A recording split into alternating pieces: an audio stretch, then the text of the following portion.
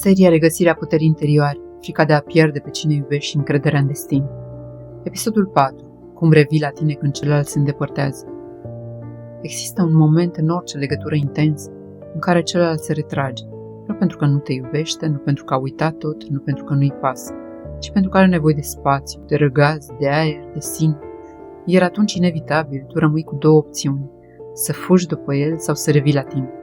Primul reflex este să alergi, dar adevărata vindecare este în cel de-al doilea. Când celălalt se îndepărtează, lumea ta nu trebuie să se prăbușească. Știu cum se simte. Stomacul strâns, inima accelerată, mintea în spirală, fiecare detaliu interpretat, fiecare tăcere resimțită ca un verdict, fiecare pas al lui perceput ca respingere. Dar adevărul profund este acesta. Ceea ce se retrage nu este iubirea lui, este frica lui, este confuzia lui, este drumul lui. Nu tot ce doare e despre tine, nu tot ce se schimbă te privește, nu tot ce se rupe e pierdere. Uneori e doar destinul care își face spațiu. Îndepărtarea lui este testul revenirii tale.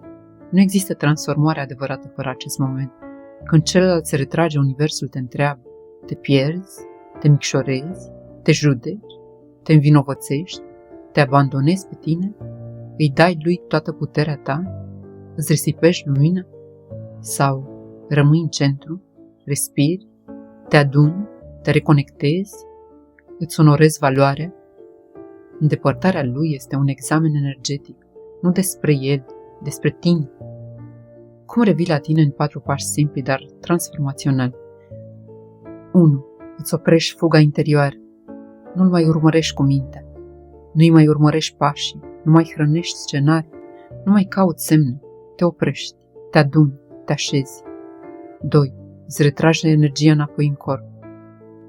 Când celălalt se îndepărtează, energia ta îl urmează. Trebuie să o întorci. Respirație profundă, ancorare în corp, atenție în piept, prezența aici și acum. Acolo e puterea ta. 3. Îți ridici vibrația, nu cu forță, nu cu afirmații, ci cu lucruri reale. Somn, natură, mișcare, apă, liniște, rutină, prezență, creativitate. Când vibrația ta crește, anxietatea dispare. 4. Când revii la tine, ceva se schimbă în dinamica voastră. Energia se reașează, nu mai transmiți panică, nu mai trimiți disperare afectivă, nu mai proiectezi abandon. În schimb, transmiți echilibru, aer, spațiu, maturitate, siguranță, prezență, cunoaștere de sine. Și atunci, inevitabil, celălalt începe să simtă din nou magnetismul tău. Nu pentru că îl cauți, ci pentru că te regăsești.